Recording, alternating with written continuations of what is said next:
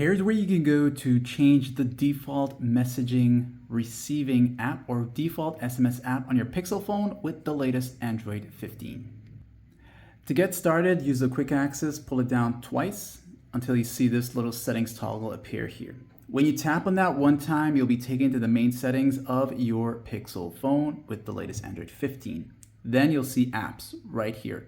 Go into the apps section here. You'll see all these here, and I want you to go down until you see default apps, this one right here.